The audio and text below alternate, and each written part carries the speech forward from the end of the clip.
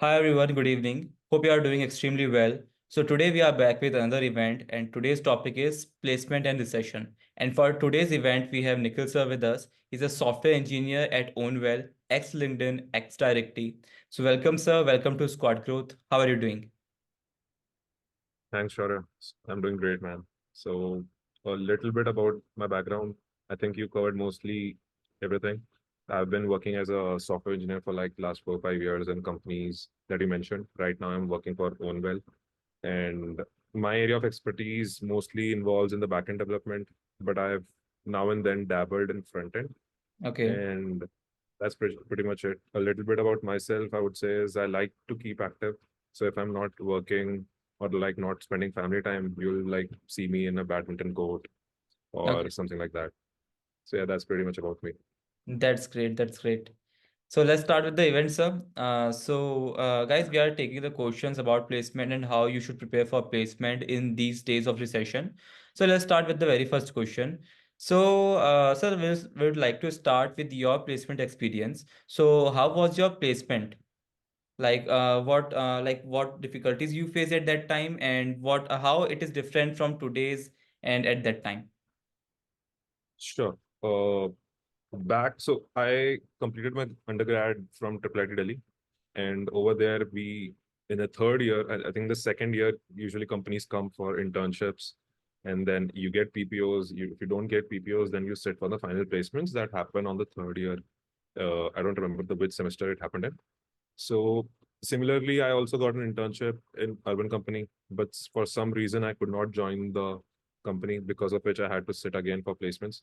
And the main issues that I have faced personally during the placements were, of course, you had to like prepare from the scratch. One big mistake that I did was like I was not up to date with the topics. That all the topics, all the DSA topics were not on my fingertips per se.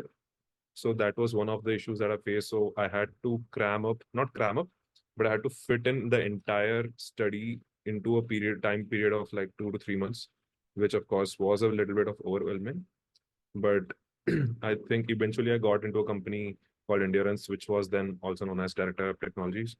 So yeah, that's pretty much about how my placement experience was.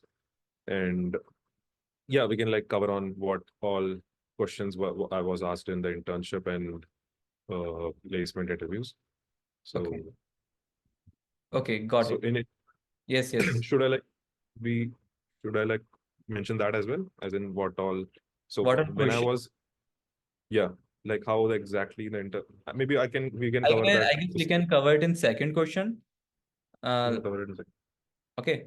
So the second question is what should one must prepare for placements, and what are the very important topics which are which are like a gold mine for a student. Like if he or she clears that or understand that properly, that would be essential. That will be helpful.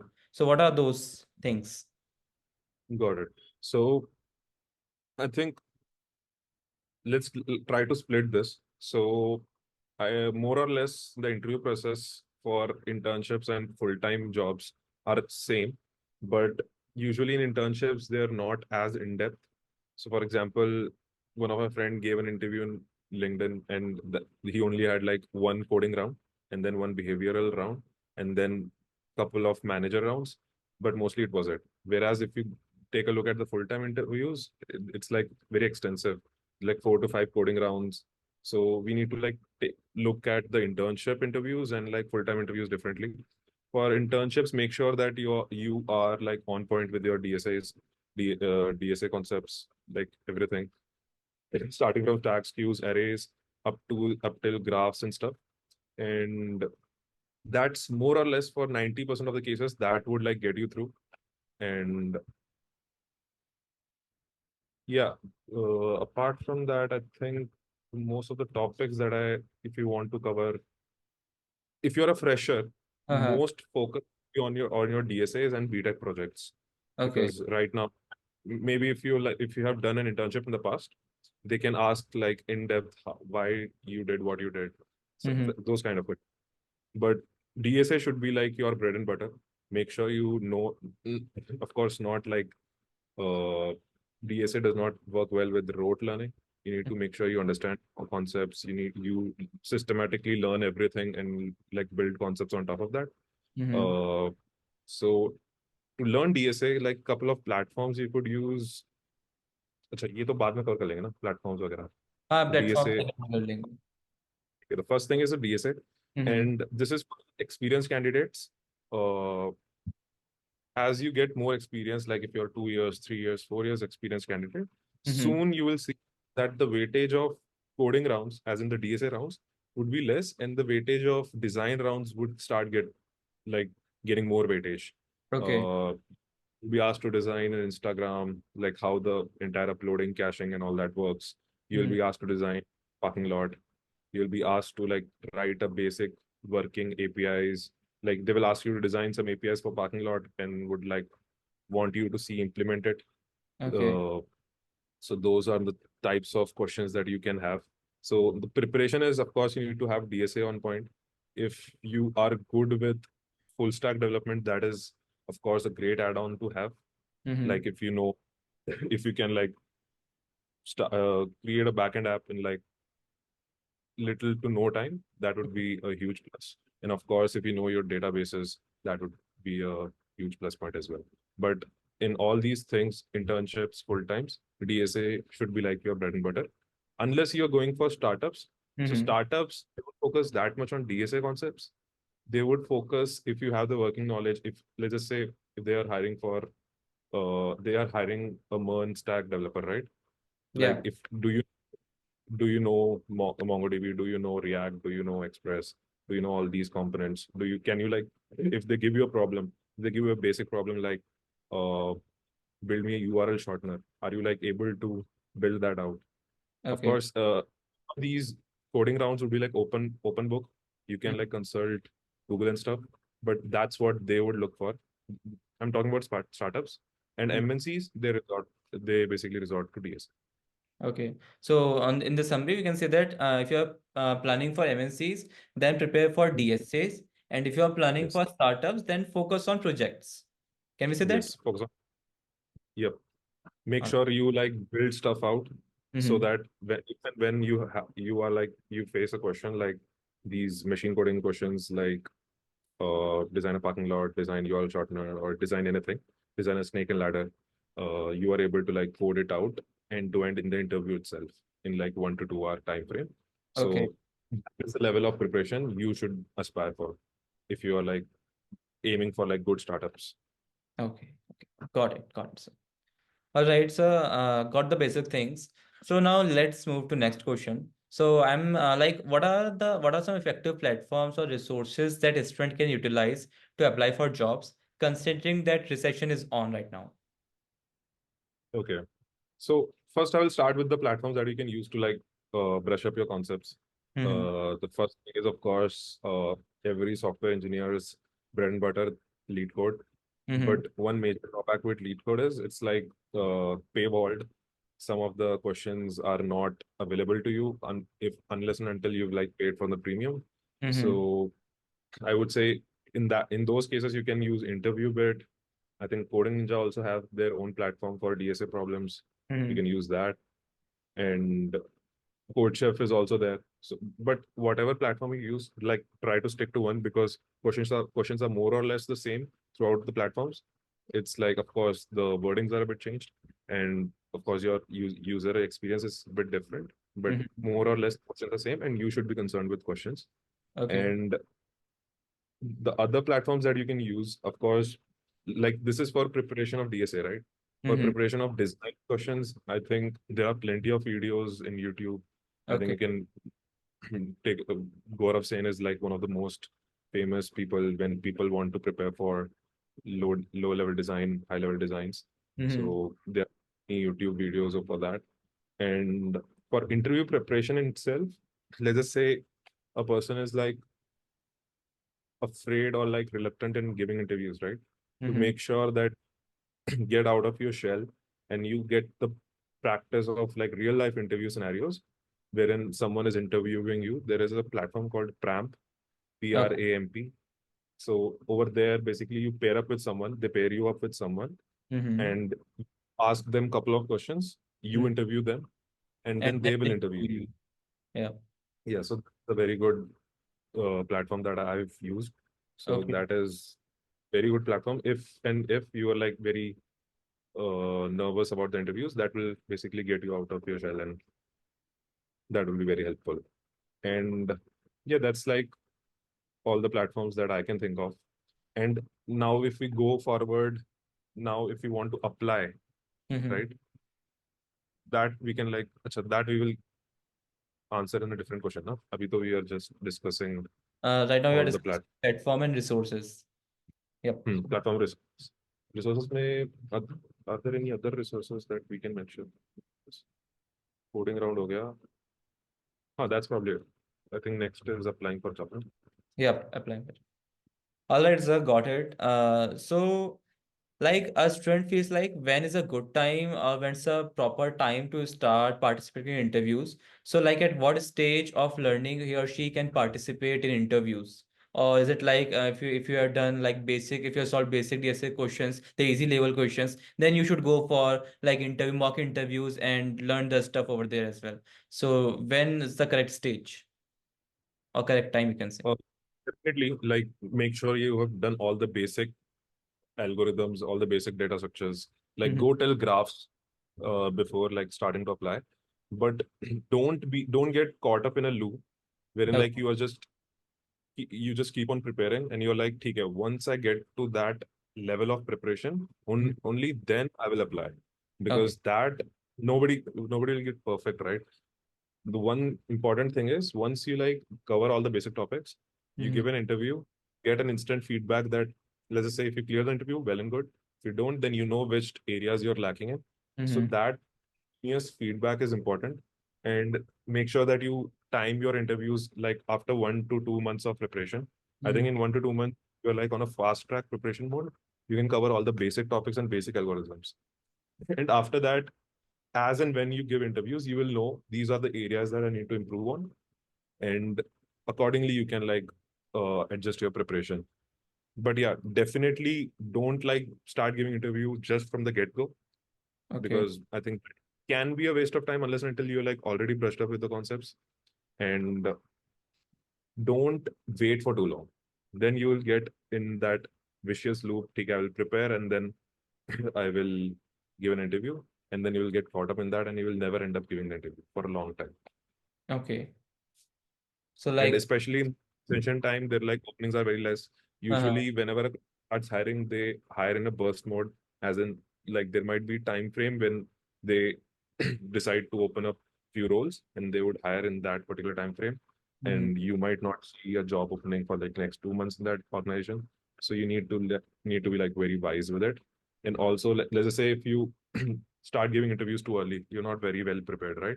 Mhm. What will happen in that case is, let's just say you went ahead and gave an interview of a very good organization, and you by chance you do not make it, there is also a cool down period that comes with every interview. You Yep. cannot like interview for that organization for at least, let's just say, every company has a different time cool down period. You cannot interview in Google for like I think 6 months to 1 year. So Mhm. that would be a loss for you. So you want to time your preparation accordingly. But adding to this, like I'm not sure if I'm correct or not. Some like in some like from somebody I have listened that I was the case was of Amazon. So somebody applied at Amazon in Bangalore office. So got rejected over there. So after 2 weeks, he applied again the Amazon, but in Hyderabad office due to with the help of some reference, and now he gets Okay. selected over there. So like, is this cooldown period is not applicable in reference system or is it what? It is. So usually this happens when basically there is a miss from the hiring people, when Uh, they have not properly seen that this candidate has like applied before as well. People often do that, but ideally if you're like using one email of yours and one resume, you're like bound, they basically keep a track of all the past interviewers if you are like using just one email. So mhm. maybe, or maybe they just overlook that, I don't know. But Loopholes I've are I've everywhere. I've heard of those loopholes. Like a person interviewed for Amazon like 2 3 times within like 2 months. So that happens. That happens a lot. Loopholes are everywhere. Yes. That is true. All right. So, sir next part cover करना है like different interview structures. Sure. और तो कुछ miss नहीं हुआ ना? नहीं नहीं और कुछ miss तो नहीं हुआ. We have covered all these things. Interviewing different, ठीक है, ठीक है. cool. All right, sir. So my next question is, what are different interview structures and how they are important? Sure. I mean, I can tell you, like, first of all, I can tell you from my experience how the interview was when I sat for my placements. Mm-hmm. Uh, so over there, I had like 3 coding rounds. Okay. Since I think they also grilled me on the questions which were related to databases, normalization, and a couple of computer network questions. So Mm-hmm. make sure that if you are like fresh graduate, make sure your OS fundamentals, fundamentals, computer network fundamentals, all those are clear. Mm-hmm. Uh, yes, I think one round of mine was basically on these computer science fundamentals, and Okay. 2 to 3 rounds was mostly in DSA. Like, I think I remember there was some kind of tree traversal algorithm that I used. There was also DP involved. So make sure you all of the DSA topics are on your fingertips. Okay. And was my placement interview. And then when I basically applied for LinkedIn, LinkedIn's structure was something like this. We have two coding rounds wherein they will ask 2 DSA questions in each round. And the difficulty of that question, if you look at it from the lead code's perspective, would be like somewhere medium to medium hard. Okay. So you, like, prepare accordingly. And 2 coding rounds, one design round, as in they asked me to design how Instagram works. How would Mm-hmm. you design your own Instagram or image uploading software and image sharing platform? And the fourth one was a technical discussion wherein basically they pick out one project of yours from your past, whatever projects you worked on, and Mm-hmm. they basically they, you along with a couple of engineers from the LinkedIn, you basically deep dive into it, Mm-hmm. and they basically ask you why you did what you did, those kind of questions, and Okay. what you have proved, and some behavioral questions, like a couple of issues that you faced and all those Mm-hmm. kind of stuff. And after that, there was a hiring manager round, as in the manager whose team you're supposed to join. He will ask you your aspiration and all that stuff, if your goals are aligning with his team's. And yeah, and then after that, offer was made. So this is how most of the backend coding rounds look like, give or take a couple of rounds more in coding or a couple of rounds more in design. So for example, in Google, I think they have 4 coding rounds or 3 coding rounds, and then one behavioral round and one googliness round. I'm not sure. I might be wrong. Don't quote me on this, but Mm-hmm. give or take like at least 3 coding rounds, at Okay. least. Okay. Amazon also has a similar structure. I think they have 2 coding rounds, one Mm-hmm. design come LLD round, and then one manager round. I think number of rounds increase as your seniority increases. Mm-hmm. Number of designed rounds increase as your seniority increases. So that is one common structure of backend development that I've seen. Mm-hmm. But when we go over to the startups, Yep. what happens is they don't emphasize as much on DSA Mm-hmm. because they want engineers who can, like, so big companies mostly they can afford a couple of months of training period. In Yep. startups, what they want is an engineers, basically someone who is able to uh, Code right now write more, in the platforms. write code as soon as he joins the company. So Mm-hmm. basically, they make sure that that person is able to build out softwares. So they have machine coding rounds, and they have like extensive design rounds. So you need to, if you're applying for startups, you Mm-hmm. need to be on tip with your like machine coding. You need to like practice it extensively. You need to set up DBs. You need to like write APIs. You need to see how, make sure you are able to connect the both backend and the DB within the interview itself. You need to design the APIs as well before actually diving into coding. Okay. So that is one thing. And yeah, for backend development, mostly this is how the interview structure looks like. If you are going for front end, I think they do have the coding rounds. Mm-hmm. But what they don't have is like they ask different kinds of design questions, like how would you design this particular UI, something like that. So, but I've never had a front end round per se. I've Mm. mostly had like back and full stack rounds. So in full stack rounds, what they make me do is they make me build a basic website and Yep. like backend for it, and like see if I'm like able to connect both of them together or not. So that is like pure, I think 3, 4 formats that I've had. Apart from that, yeah, there are like many companies that experiment Mm-hmm. with formats. I think Stripe have a, if you've heard of Stripe, Stripe is a payment gateways company. Yep. They have a completely different interview process. They don't ask DSA. I don't Okay. think they focus, they have like no focus on DSA, but what they do is make sure the engineer is like quite tech savvy, as in they gave him some real life problems and see if he or she is able to like code it out within Mm-hmm. the interview time. Okay. So yeah, that's probably the different structures. I think ML rounds, I'm not particularly sure how they work, but Mm-hmm. one common thing that I've seen throughout, so I have like a couple of friends who are ML engineers, but I've seen from time to time they also are exposed to DSA rounds. So make Okay. sure like DSA is like will be your bread and butter till for a long time. So that is always there. Like you want to quit DSA, but DSA don't want to quit you. And like I've heard very few cases wherein DSA is like used in the job scenarios. But Mm-hmm. of course, It's like uh, formality for interview. it's like a formality and it also shapes your thinking, which is in a good, which is a kind of a good way. Mm-hmm. Uh, but nowadays, I am seeing a trend wherein companies are shifting from DSA to more machine codings. Mm-hmm. But again, big companies, they don't, for them, I think it's more efficient if they gauge their candidates via DSA rounds. Yeah. So, yep. Got it, sir. Got it. So now let's assume after all the interviews, after all the preparation, all the things, finally student got the offer. So is there any way to negotiate the offer? Is there any way like he or she can get more pay? The main thing that you need to do from your end Mm-hmm. is like a couple of things. The one is to make sure that do a research, extensive research as to what that particular role is offering. Okay. Like no fixed salary for a particular role in any company, right? Mm-hmm. Usually what they have is like a band Yep. from X.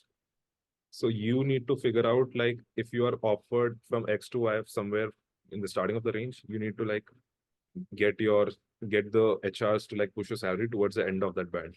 So how Mm-hmm. you can do that? So there are like many extensive uh, compensation details in lead codes that people actually disclose. So make sure that if you have interviewed for a company, are Mm-hmm. there any compensation details on the internet? Lead code is a very famous one wherein people like put in their compensation details. Mm-hmm. Blind is one famous platform. Make sure that you would do an extensive research. And what always helps is to have a competing offer. Like if you have a offer from a company already, like you can what you can do is like you can negotiate for better terms.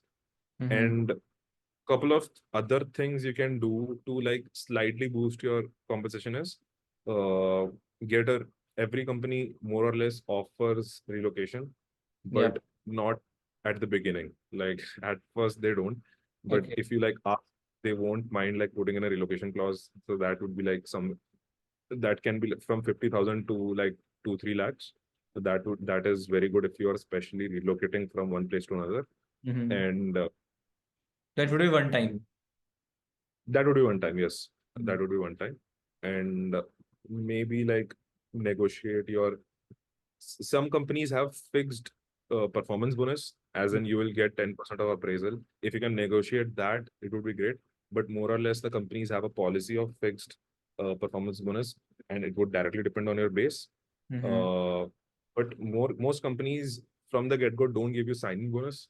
Maybe you can negotiate that into your uh, offer. So Yep. that is something that you can always do. And I don't think HRs don't really mind. And yep, I think, but make sure that very few companies would give you like the salaries that you would come up with your expectations, right? Yep. Most more or less companies can like match them, but make sure you never say your expectation first, and Mm-hmm. then they will be like, you don't have anything, you don't have basically no zero wiggle room, right? If you say that I want this X number, and Mm-hmm. they basically give you that number, and what happens next is you find it out from somewhere that actually the band goes till like 1.5x. Mm-hmm. So you don't want to be in that situation. What you want to do in most of the cases is like you should let them come with an offer, and Okay. then you basically search, and then you say, so this is the current market rate that I can see, and I Mm-hmm. want it along this lines. So that is a good negotiation tactic you can use, and always have a competing offer. Competing offer is like the most important things, Mm-hmm. and never lie about having a competing offers. That Mm-hmm. is like uh, a big no-no. Okay. Yeah, weird.